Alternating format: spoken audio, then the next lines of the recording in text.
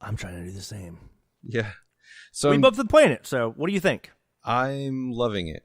At first, I was a little bit skeptical. Obviously, it has a strong open, but it takes a little time to get the combat rolling in a way that I agree. Yeah, I just it feel took like until what you saw in the trailer, that big motherfucking troll dude with the no spoilers, by the way. We're not gonna.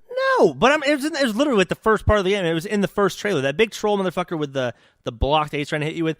Yeah. I died so many times before I realized, I need to like block with my shield and do stuff. Yeah, dive out of the way. Another thing. Using the shield was difficult for me because it's mapped to L1 and like aim is mapped to L2. And a lot of games I've played over the last like year or two, they map switch, right? They usually map a shield. Well, that's the thing. You don't usually play a lot of games where you're like using a shield and you're aiming. So like I played a lot of Overwatch this last year, and all the characters with shields is L2. And if they don't have a shield, then and they happen to aim their weapon, like you aim with L2. So a lot of times I'll push L2, meaning to pull up my shield, and I don't realize that I'm just aiming. And I do the same. I do the same. So I died a lot at first too. I like that you can just fucking, and like so many other people have talked about this, so we won't drag on too much. And we talked a lot about God of War last week. I really just wanted to get your take on what you wanted to discuss with your theory. But the throwing of the axe is fucking epic. It's a very Thor, which I talked about a little bit last week, but I've now experienced it, and it's fucking great. Because if you're throwing at somebody, it sticks in them. As you pull it back, it still hurts. It does more damage to that enemy. Well, more of the bigger enemies, it doesn't stick in. It still hits them and damages them, but it kind of bounces off because which is another cool. Yeah, that's cool. I mean, if it sticks in the enemy, it also freezes them because it does have like ice powers. So I think that's just their way of like not letting you freeze the bigger enemies, which is fine. But once it starts opening up more combat, then it gets pretty great. I mean, you have all sorts of upgrades from shield combat to using hand-to-hand combat to using the axe like as a melee weapon, and then also throwing the axe. And then also your son has different moves that you can unlock as well through, his bow and arrow and stuff. So there's a ton when it comes to combat that you can unlock, and that's exciting. Have you had a chance to unlock any skills? I did. I have a thing where I like hit R1 3 times and then hit R2, and it does some badass combo thing. Yeah, there's a bunch of cool stuff. But should I get to my main talking point about why I say God of War is Mario Odyssey? Sure. Okay. So basically, this I can't wait to hear this shit. And I just want to start by saying that I'm not being reductive in any way. This game not only is similar to Mario, but has plenty of other stuff that Mario does not have and does great. So I just wanted to say that.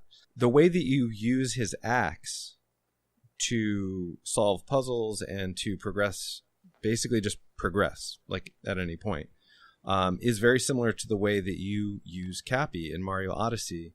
And with both of them, like they return to you. Even in Mario Odyssey, it's not like you can like throw them really far and like leave them out there, but they make sure that you can always have these tools because they're needed to get through this game. And also the fact that God of War is so abundant with things, whether those things are collectibles or whether those things are puzzles or just you veer off the path, you're usually going to find something in most cases. And when you do find those things, it's not just like finding something simply. If you find a chest and you can't open that chest, well, there's a way to open it. And the way to open it is usually within arm's reach. You just have to figure it out. So that's a very similar thing that Mario Odyssey did as well. I don't know if this was something they had started well before they had a chance to play Mario Odyssey, but I wouldn't be surprised if they took just a little bit of influence from that to make this game that much more full. And I don't think that that's a bad thing at all. I'm not saying that in a negative. If anything, that's great. First of all, comparison to Mario Odyssey is not a negative thing. No, but I think that some people might look at that and say, like, what do you mean God of War is Mario Odyssey? Are you saying they copied them? Are you saying that, it's not an original idea? But that's not what I'm saying. It's just, this is the Mario Odyssey of this kind of genre to me. I see what you're saying. I was actually literally, when you told me about this theory you had, I was ready to shit all over it, and now I'm kind of seeing some aspects of what you're talking about. Yeah. I can kind of give it to you. There's some gameplay mechanics that are very similar, including exploration within a contained map. Because that's what this is. There's more exploration within the containment of the world in God of War. It's not like some open world, Skyrim style game. Mm-hmm. It somewhat also reminds me of when Arkham Asylum came out. It's not open world like Arkham City was. It was like you had the set path of things you need to do and go places, but you also could go explore different areas, different spots within Arkham Asylum. Similar to that. People are going to just grill me for that and be like, you fucking idiot. This is not like that game at all. All I was trying to say was I understand the going away from the beaten path to go find other things and unlockables and, even to help you upgrade your character more. Because by upgrading your character, I haven't done enough to really upgrade him, but I feel like he's going to be a fucking beast by the end of the game. I was having a hard time keeping up with some of the enemies. They throw like a good number of enemies at you at any given time, and you can die a lot. So now, every single time that I have a chance to upgrade or do anything, I do it because I don't want to grind on a group of enemies because I forgot to upgrade my skills or my weapons or my armor or anything like that. And it's a good incentive to keep doing that too. But yeah, overall having a great time with this game. I've probably played a good 4 or 5 hours so far, I feel like. And I take my time with it. Most of the time when I'm playing a game of this nature, like an adventure game, I do explore, but it's usually not really rewarded with much else than like a little pickup or something.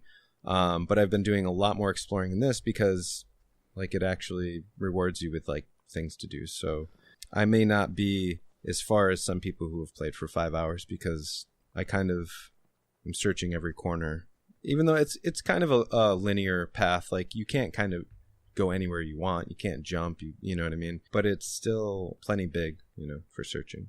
Yeah. I'm enjoying it so far, a lot of that shit. Yeah. Do you want to move on to our final kind of topic of the day? By the way, I will say I give you some props because I was literally expecting you to shit the bed with this whole Mario Odyssey God of War comparison. So, good job, Fred. Congratulations.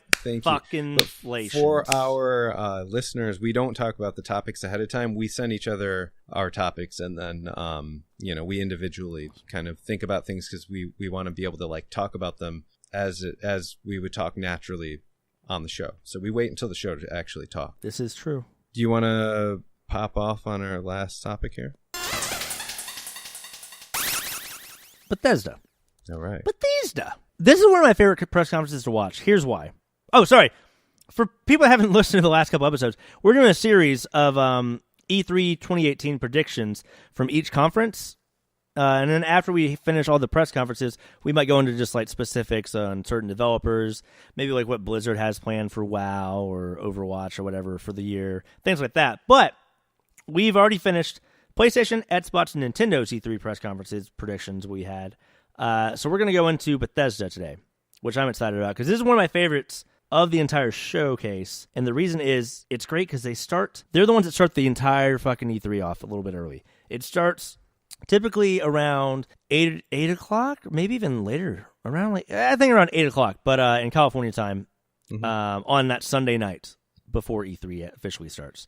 And they do a badass press conference. They've done it the last, I think, 2 or 3 years. I'll give you an example of how awesome it is, because they don't give a shit. They're just kind of like, hey, we're a fucking studio that develops, or we're a game or publisher that also has a great studio here as well that makes amazing fucking games.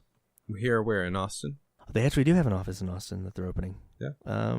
Anyway, what I was trying to say was, for example, though they won't announce a game until it's coming out that year. So Fallout 4, they announced at E3. It came out in November. Fallout Shelter, they were like, here's a game. It's a mobile game. It's going to be cool. You can it ties into Fallout, blah, blah, blah. Also, it's coming out tonight. How fucking I love it when studios and games do that shit. Yeah. So I'm excited about Bethesda, but typically they don't announce something unless it's coming out that year. Perfect example of it, last year, Wolfenstein 2, they announced, and it came out before the end of the year.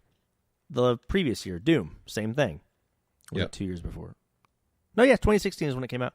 The big thing on everyone's radar for Bethesda is, when are you going to stop fucking releasing Skyrim for more console. Are we gonna have a Game Boy Advance version of Skyrim next, or like what the fuck's the deal? Or I'm sick of buying Skyrim so much. Are they gonna finally make a sequel? Maybe. That was where I was getting at. When are we gonna have an Elder Scrolls 6 announcement? I mean, I feel like there are a lot of Elder Scrolls games, but Skyrim's the one for some reason that's like universally recognized. Of course, like, I mean it was a great game. Like if you just say like I don't know, Morrowind was still a great game. Everyone loves Oblivion. Everybody loves. Everyone has their own things, true, but overall, for the general, I think gamers, Skyrim is like their go-to Elder Scrolls game. There's also ESO, Elder Scrolls Online, which Bethesda does put a lot of content into, so I'm sure we'll see an update on that. Yeah. You were telling me that you were thinking Doom 2 might be announced. Yeah, we talked about this. Yeah, I think we might. So if you just think about it for a second, I mean, they've really been like taking Doom and Skyrim and like pushing them out like as much as possible. So that just kind of makes me feel like maybe something's coming behind that. Like you can only go on those specific ones for so long, and then it's like time to move on. Get those. Let's fucking move on from Skyrim. I love Skyrim so much. I've played the game 3 times. Yeah. On 3 different systems, including whenever they came out with that, enhanced edition on Xbox One last year. Yeah. It's been 3 years since we've seen a Fallout. Yeah, well, so they're gonna have an Elder Scrolls before they have another Fallout. But you think so? Yes, but I could see the developers of New Vegas developing a possible New Vegas 2. That would blow my fucking mind. If they announce New Vegas 2 this year at E3, I'll be so fucking happy. Tell me about New Vegas. What is... I don't think I played that. So it took place in Vegas. They had their own strip. They had casinos that you could go into. You could gamble. My favorite part was doing that, but you can't win too much or else they'll kick your fucking ass out and ban you from it. This is a Fallout game. Yeah, of course a Fallout game. You never heard of Fallout New Vegas? Everybody says it's like... I've heard of it. I've never played a Fallout game. So it wasn't developed by Bethesda, who developed Fallout 3. It was after Fallout 3, but it was actually developed by Obsidian. Okay. And Obsidian was the ones that, and it was some of the developers that made the original Fallout games. And the New California Republic played a big part in CR. Mm-hmm. If I had my brother on here, he'd be fucking talking the shitload of it, because he's obsessed with this game. But I don't know, the main story, I think it took place in it was after 45 years after Fallout 3. So it's not a direct sequel, but it did have a number of elements that returned from the original Fallout series. So I think Black Isle Studios was the original Fallout 1 and 2 developer, but Obsidian had a lot of developers, I believe, that came from there to this. It redid the entire crafting system, I believe. I mean, it's been years since I played it. There was a cool fucking hardcore mode, which means you had to literally scavenge for food and water, or else you would die. Mm-hmm. It pretty much was the Fallout for Fallout obsessed people. Let's see. It was great. The setting was great. The setting being in Vegas was awesome. So you want to see a New Vegas 2, basically? Yes, I believe Caesar's Legion was a big part of it. Yeah, Caesar's Legion was huge in it. It was literally a guy named Caesar, and he had Caesar's Legion, and he was a main protagonist, and it was a great, great fucking game. I loved. What do you think about Quake Champions? You think so? That's an early access. Oh shit! Is that already out? Yeah, they announced that 2 years ago, but I didn't really hear anything from it. Or was it just last year they announced it? Well, it's still in early access. Do you think we're either going to see an official release, or do you think they're even going to finish it? Because that was I feel in response to Overwatch. You have this class-based shooting, but now this seems so much more irrelevant. Well, with Battle Royale modes coming up, it's well, do they change everything all over again? Everyone's talking about Battle Royale. Nobody cares about class-based. No, here's the thing. Battle Royale's going to die off, I think, in the next couple of years. Well, there are a lot of Battle Royales coming out now. And exactly. They're oversaturating the fucking market. And sorry to get off topic here, but you mentioned to me this week that Halo Online is a thing. Inevitably, that's going to get a Battle Royale mode. Ugh. But we'll move on from that. That's not the topic at hand here.